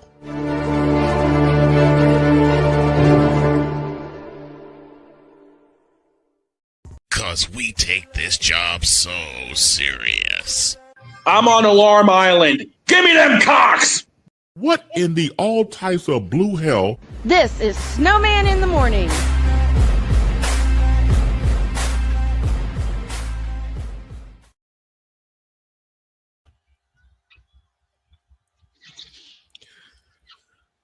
Halfway home in hour number 2, and we will continue to honor the memory, and I can't believe I'm saying memory, of one Chris Bass.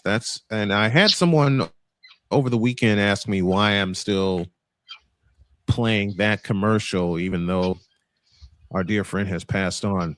It's a way for us to honor him because for 2.5 years, he closed out Fridays for us, and it was so hilarious when he did, which is why I made the decision to keep rolling the commercial, and also why I made the decision, and I'm starting to cry, to unearth the Boom Shakalaka beginning the week of Labor Day. All right. Time to party like it's 1999 because the Spurs and the Knicks will be playing for the NBA World Championship. And yes, I said it correctly. The NBA World Championship. Meanwhile, the Carolina Hurricanes in the Stanley Cup Final. Oh, yeah, they're cooking. But so is Vegas. Shut up. Someone's waiting for us.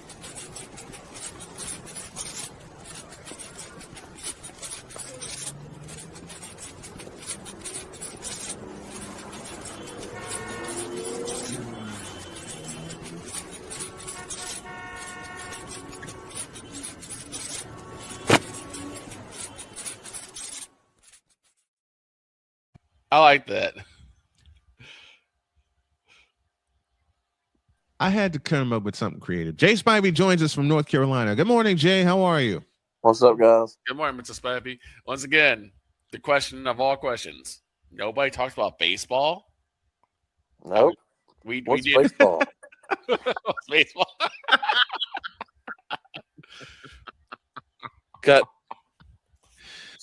There were some great college baseball games over the weekend, including the the team that he supposedly roots for that's already advanced to the Super Regional. Wow. He's a homer for Carolina, but yet I guarantee he's not the much. He probably has no idea that Carolina even has a baseball team.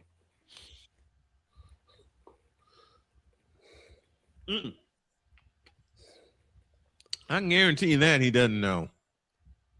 And he doesn't know because I tried bringing it up a couple times, and I love watching college baseball. I absolutely love watching college baseball. Yeah. Try bringing it up. He wasn't having it. No. I don't know why. Probably never been to a college baseball game in his life. I don't really understand this because it seems like, from what I gather, it's like he didn't consider it like a black sport or consider a sport that black people want to listen to. I'm like, do you know many black people? Well, from what he said to us a couple times on air, he's like, I grew up with baseball and it just got to be boring. Well, if you really get to watch baseball, it's far from boring. Like, if you don't know baseball, you probably would think that. But if you know baseball, if you grew up around baseball, baseball's anything but boring. Yeah. It's anything but boring. I get tired of hearing that. It's just lazy to say that. Man, it's just, whether it be him or anybody else, it's just lazy to say that. There are so many things that go on with baseball. It's not even funny. So many things that happen. You hear funny? Try this. When I was down in North Carolina, before I got sick, he got wind of me covering Lewisburg College. Right. Do you know this guy wanted me to cover high school baseball while I was covering Lewisburg? So he wanted you to do double duty. He probably doesn't even know where Lewisburg is. And it was always on a day. Here's the crazy part. Every game that he quote unquote scheduled for me just happened to be on a day where I was in Lewisburg. Shocker. Right.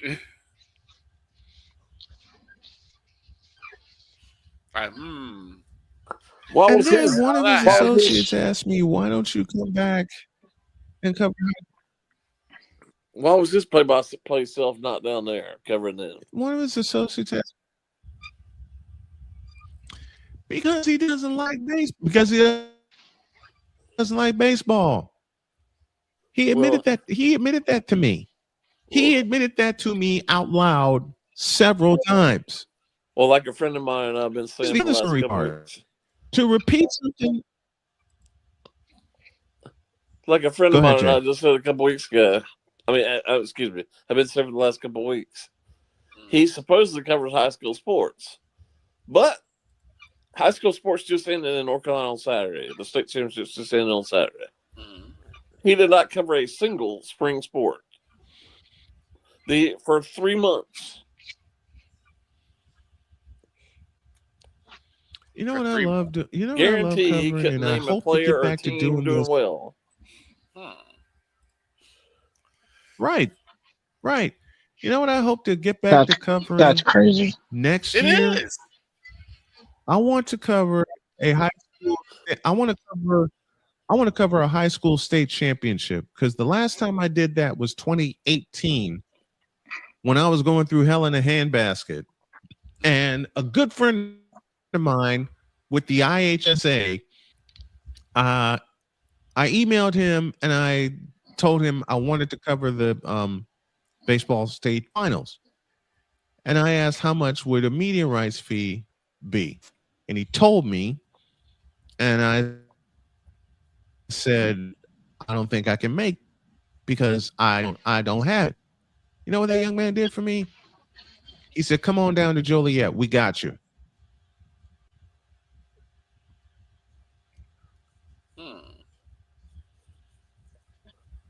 Why wouldn't he do that? Yeah. I don't know How's that about for getting a state blessing in championship. I'm talking about disguise? just in general. Right. How about cover a state playoff game and anything? Yeah. He won't do.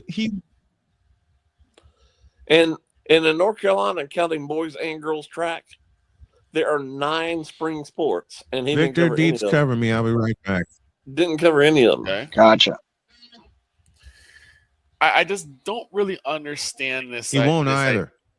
I just don't really understand this ideal of He won't either. excluding certain sports because you don't think your audience is going to be interested when you don't know if your audience is going to be interested. I didn't think people were going to be interested in curling until I brought it up. Then I found out, curling's huge. It's huge. That's what people actually like talk about it, and they like curling. Mm-hmm. Who knew?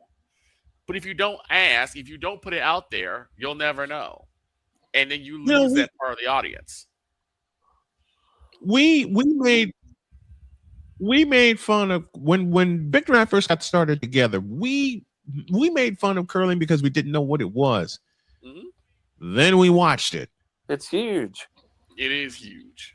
Why do you think? You think NBC would cover curling if people didn't care? Then we. And it's on every single day, all day long on the network. Hell no. NBC took full advantage of that. I just find that funny. NBC took full advantage of that. Speaking of NBC, This is ESPNification of covering sports, where all you're doing is talking about the NBA and NFL all day long. Yep, all the time. Yes, all day long. Yes. Because nothing else And the matters. NBA World Championship Series should be on NBC. Well, actually, The when it comes NBA, to I've ESPN, said it when Peacock. With ESPN, they only talk about two things: NFL and LeBron James. That's it. Yeah, and the Cowboys. Cowboys. Cowboys. Wait, too. is it? And the Cowboys. Is it not? Is it not going to be on NBC? No, it's on ABC. All 7 games if there are 7. Oh, okay. So it is on. All right. So No. ESPN got the national. They have the final. Yes. They had That's the finals weird. in both high. ESPN's This year they had the finals in both NHL and NBA. Wow. Mm-hmm. I would have loved to have seen some of the NBA finals on NBC. I mean, it will be next year. Okay. You know what? Next year they'll have the World Championship Series, but this year because Mike Tirico is awesome. Okay, I love you, Mike Breen. Don't get me wrong, Mike Breen has been the voice of the NBA World Championship for many, many years. You can't tell me there's not going to be a little bit of bias coming out of him because his Knicks are in the championship. Mike Breen covering the Knicks in the finals. That's gold right there. Well, to me, I heard this the other night, and I love him. I really do. I like Van Pelt a lot. But he got on there last week when the Knicks got in. He said, "We're going to be at all the Knicks home games," and I was like, "Well, you don't care about the teams in the West?" Right. So your network's covering all these games, and there could be 7 games, and you're only going to go to the games in New York? Right. You're not going to go to San Antonio at all? Man, if you ever get a chance to go to a game in San Antonio, Texas, take it. Yeah. Take it. Why wouldn't you? Because I have a very dear friend of mine, and I'm trying to get a word if he's going to come on tomorrow or not. His name is Bill Schoening. He covered the Spurs for 24 years. He was their radio voice. I want to get his thoughts on the World Championship Series, but that is tomorrow. It's a throwback series to 1999 with the Spurs and the Knicks. Man, I can't wait to see this series. But the problem that I have is I don't know how long the series is going to be. You know, last year you could tell with the Pacers and the Thunder that it's going to be that's going to be a long series. You just could tell that. With the Spurs being so dominant in Oklahoma City, remember they won games 1 and 7 in OKC. I'll ask Jay to kick off this discussion. Do the Knicks even have a shot? Well, if you listen to ESPN, you think the Knicks are going to win the championship. Right. I don't know how the Knicks could be favored to win the championship. The West, it could either one of them, Oklahoma City or San Antonio. Either one of them should have been the favorite, no matter who would have won Saturday night. So the Knicks are favored? No, they think ESPN said ESPN thinks so, but no. Any sane basketball fan doesn't think that. You know what? Listen. When the Spurs clinched the Western Conference title, my immediate thought was Spurs in 5. That's where I was at. Against Spurs New in York. 5, maybe Spurs in 6. The West is far and away a better conference than the East. The Knicks has been have for the longest no time. competition. No, because after they were down 2-1 to, of all teams, Atlanta, they wound up blowing through Atlanta. They wound up blowing through Philadelphia, and they smacked Cleveland. And this brought up something that I asked you in the DM, Snowman, about how since the Knicks swept the Cavs and the Spurs still had, 2-3 games left in their series? Yeah. Play 3 other. Yeah, because by the time the Knicks swept the Cavs, It was 2-2 in the West. Right. How do the Knicks stay somewhat fresh? Because it's going to be tough for them to basically have next to no basically have so much time in between games. It's like what happened with the Hurricanes a couple weeks ago. Right. After having all that time off. I mean, Knicks would have 8 days off? I think it's 8 days off. Mm-hmm. I mean, They had 11 days off. The Hurricanes had 11 days off before they started the Western Conference. Excuse me.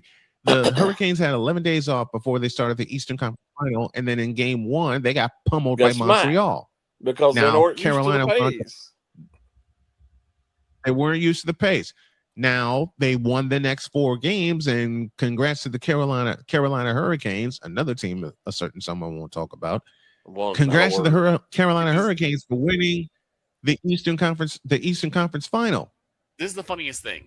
The team that is probably one of the most consistently good teams in Carolina, that particular person It is the most consistently good team in North Carolina. There you go. There you go. I saw it in I saw it in person of how that organization is run when I lived in Carolina. The Panthers that he covered nonstop. Not at all. It's not the Hornets. It's not the Panthers. It ain't UNC basketball. These are the Carolina Hurricanes. This is the team. This is a team that is competitive every single season. Yes, that's what I'm like. Why? Like, and they're not they're not. And Jay can vouch for me when I say this. The Carolina Hurricanes are the most consistent team in North Carolina, but again, and they don't get talked about enough. Again, it's the sport. It's the sport that they're. Well, I watched the post game when the Hurricanes won the other night, and all but one of the TNT guys on the panel, except for Gretzky, all picked Vegas to win. Gretzky was the only one who picked the Hurricanes to win. Now the Hurricanes had the second best record in NHL all season. How? And I know that Vegas has had a good playoff. I get that, and so the Hurricane. But everyone up there was like, I think Vegas should be the prohibitive favorite. And Gretzky was like, what are you talking about? They just ran through the Canadians. What are you talking about? Right. I think it's just that they're looking at past success. No, I don't think that's what it is at all. I think tell you how guys are. I think teams in North Carolina get no respect from the national media whatsoever. That's sad. I mean, I understand it from a Hornets and a Panthers perspective because I understand it from my Panthers and Hornets perspective because I mean they've been horrible. But they've really been good. This is from me being from the state and I've lived here my entire life. I think there's a perception, despite North Carolina having 3 professional sports teams, that North Carolina is this small podunk state that has nothing but a bunch of hicks and country bumpkins. That is just far from the truth. True. It's the ninth largest state in the country. It is. North Carolina is the 9th largest state in the country. And I think that's what I said before about why is it like no top tier stars like when it comes to draft time or when it comes to like free agency. They for some reason they just don't want to go to Carolina.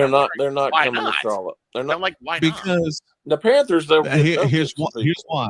But the NBA, they're not coming to the Hornets. They are not going to the Hornets. I'll tell you exactly why, and it echoes Jay's point. They think of North Carolina as a transient state. Right. They think of North Carolina as a place where they can park for a couple of minutes and then leave. They don't know the culture that surrounds Charlotte, North Carolina, or in the Hurricanes' case, Raleigh, North Carolina. So it's just not the way the rules are set up in the NBA and the NFL is totally different. Right. They'll come to the Panthers because, I mean, if you're going to go play in Green Bay, you're going to go play in Charlotte. Right. So there's not a whole lot of difference. But Charlotte is not a destination for NBA players. It never will be. So they're going to build through the draft. Now, it is a destination, despite how they played over the year, it is a destination for the Hawks because since it's a mostly black league, blacks love Atlanta. They just love it. And Charlotte's not, although there are plenty of blacks in Charlotte, it's not like it's a mostly black They city. do. Mm-hmm. And that's why the Hornets will never be a I destination can for share free some agents. thoughts about Atlanta. Oh no. Right. I can share some thoughts about Atlanta. The Squawks. One Saturday, one weekend, while the wife and I were living in North Carolina, she had to. Well, we were raising rabbits at the time, so she spotted and bought a rabbit that lived in North Carolina. I said, "All right, let's go to Atlanta." Bad idea. Rabbit with Atlanta. Bad idea. Man, very bad idea. We were going to leave at 4 a.m. because it was an 8-hour drive from Raleigh to Atlanta.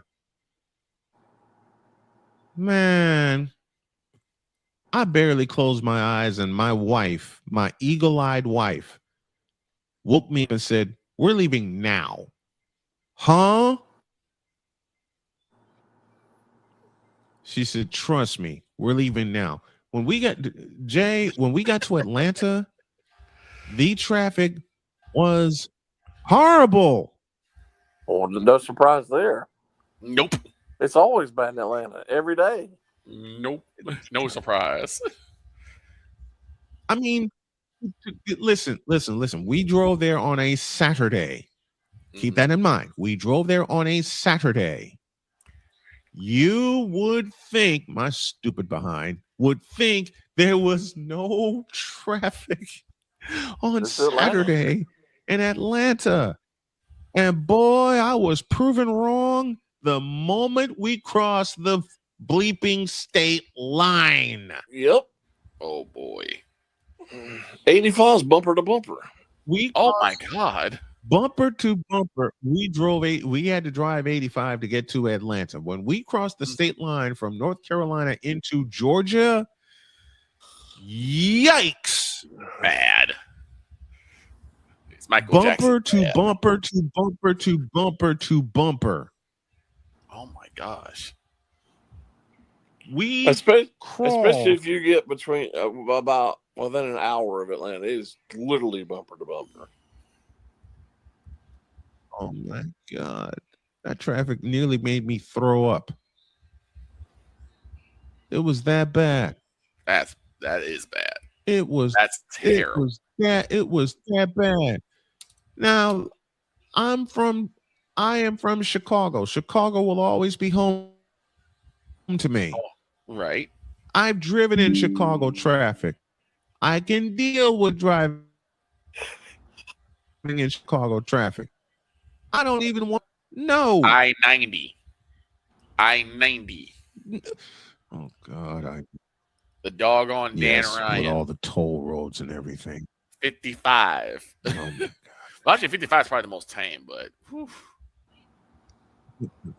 55 is tame compared to what we saw in Atlanta. Oh my. 55 is tame here in Chicago. 55 is tame. 94 is tame compared to what Jody and I saw in Atlanta. Right. And to think I wanted a picture of Mercedes-Benz Stadium, I looked at Jody and she looked at me and she said, "We're getting this rabbit. We're getting the hell out of here."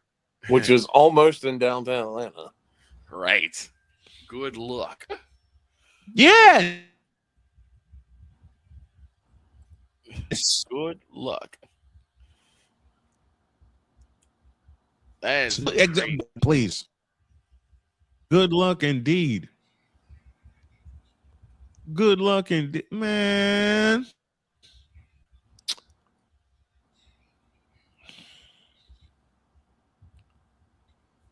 You won't catch me or Jody driving through Atlanta. Not a chance. Nope.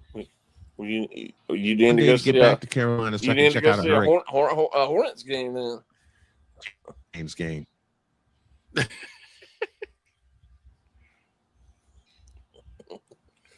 A Hornets game.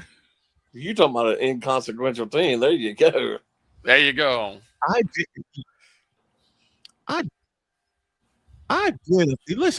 did a Hornets game. The Cleveland Granted, Browns it was for NBA. Spurs Radio because I was the statistician alongside Bill Shoney. That's exactly what they are. Cleveland Browns. That's exactly what they are. Now, the Hornets game that I covered in 2020. First of all, there were fans there. Thank the Lord for that. Second of all, I was with Spurs Radio. I can't tell you how many people were asking me, am I covering the Hornets? And to God, people were asking me if I was covering the Hornets, and I had a press pass on that clearly said Spurs Radio. So wait, they can sit there. They can read. I'm assuming they can read. You have something that says Spurs Radio. You're like, are you covering the Hornets? Jay? Yes. Mr. Spivey?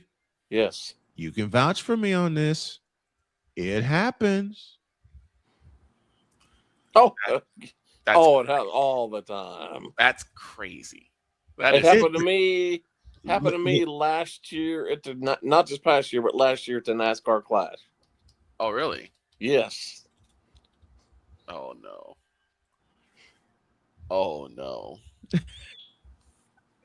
And that's not the first time this ever happened, but that was probably one of the worst I've seen. Jeez. They had my name on the list, but they had nowhere for me to sit. Well, we didn't get your name. Like, well, at the time I was the track rider for the stadium. Right. For the regular circuit over there. Right. Yeah. Yeah. And like, we had nowhere for you to sit. And they actually escorted me, acted like I was a criminal, upstairs where the photographers were. I wasn't allowed to sit with the regular reporters. Snowman? Because we had nowhere for you to sit. Snowman? They escorted me up there. I have one name. I have one school name for Snowman. He's going to know where I'm going with this. DePaul. Snowman had me do a game. It was a public league semifinals, I think. Yes. Now, mind you, it's blistering cold, Mr. Spivey. So I'm trying to get to DePaul. And I was out of town. Yeah, he was out of town. Get there. Now, Snowman told me, I got everything set up for you. They know you're coming. They should bring you right into the stadium, to the gym. Yep. You're good. I get there. I'm like, I made that call to the folks in charge 1 week prior to the public league semifinals. When they told me it was at McGrath Arena, I called the arena. I called the folks in charge and tell them, look, Victor Locke is going to sit in for me because I have to go out of town. They confirmed it thrice. Victor, go ahead. And he told me, do not call me unless it is an emergency. Well, the emergency happened because they told me simply, we don't know who you are. I'm like, three times. I am with ISN America. I am with Brian Snow. He said he's out of town. He said that you guys will be expecting me. We don't know who that is. Can you please check? Because I know Snowman. I know he's went and got everything checked and double checked. Can you please go? Now, I didn't call Snowman. He told me, do not call this emergency. Well, it's an emergency. It sure was. So I'm telling him what's going on. We're going through it. They came back. We don't know who ISNet is. We don't know who Brian Snow is. And we don't know who you are. I told him that. He said, Victor, I'm making a second decision. Go home. So my hands are almost frostbitten. They left me outside. It's freezing cold. All for that. God, it was bad. And he said, I will deal with them on Monday. It is crazy how organizations cannot get media credentials correct. It's crazy. Jay, didn't you have to deal with that with a holiday tournament this past year? No, your boy did. Oh. No, it happened to him. I had. It happened to him. Okay. Everybody, there's a Christmas tournament every year here, a big boys basketball tournament every year, and there's a luncheon about a week and a half to 2 weeks before the tournament to announce to all the pairings for each team. Right. Well, I went and a couple other. I think it was mainly 2 people from the media there, myself and one other guy. Well, he didn't show up. Yeah. So there are 2 athletic directors in the county who were in charge of the tournament.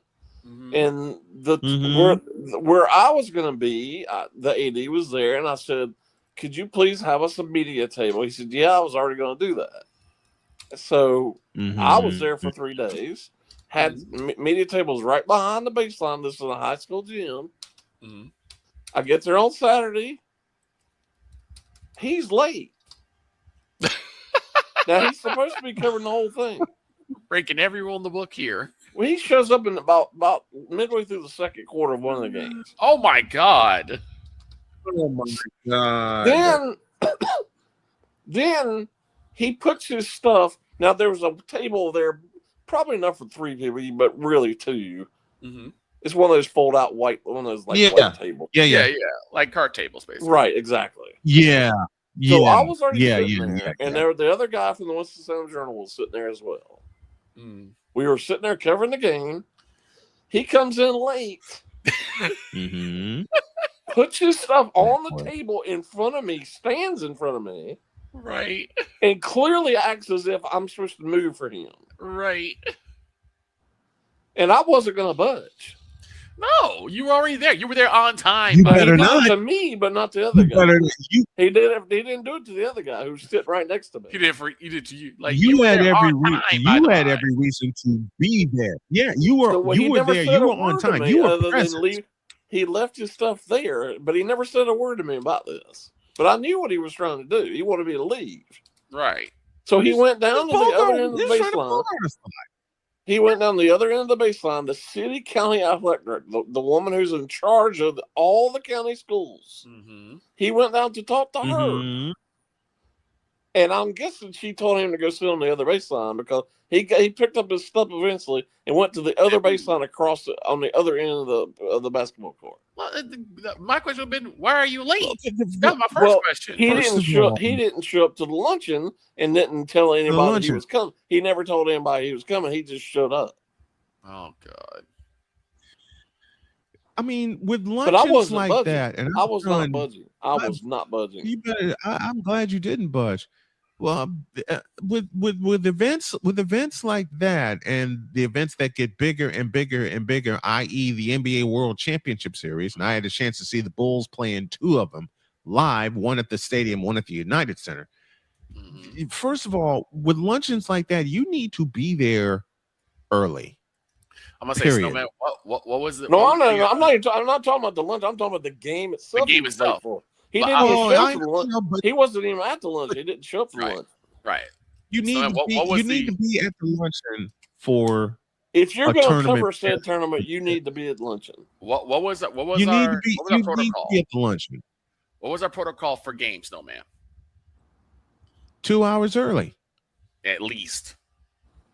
2 hours early. He shows up late in the middle of the second game. Right. You test equipment. Yep. For an all day event like that. You're there at least 2 hours early. You got to test equipment. I'm almost surprised. I'm almost surprised that the woman he talked to, who I know very well, I'm almost surprised she didn't try to get me to move. But I wasn't budging. No, I had arranged this at the luncheon long before the tournament started. Like I said, you were on time. I was way in time. I may need to make an appearance. Actually, you were early, so it's like, again, to me, it would have been like, no, you're late. You should go home. He can go home. And I was covering one team. He was supposed to cover the whole tournament. That's 4 games. He was supposed to be there for 4 games. He shows up in the middle of the second quarter of the second game. Oh my God. No, unacceptable. Unacceptable. Clearly, we got to get out of here. Wanted me to move. He clearly wanted me to move. Right. Right. You don't put you don't put your stuff in front of somebody and stand in front of somebody when you're clearly trying to cover the game. Right. Oh my God. The joys and the adventures. You guys, we got to get out of here. Jay Spivey doing. Well, I'm gonna share a story like that tomorrow. Jay Spivey joining us here on the program. Jay, thank you very much, my friend. Appreciate the time. All right, guys.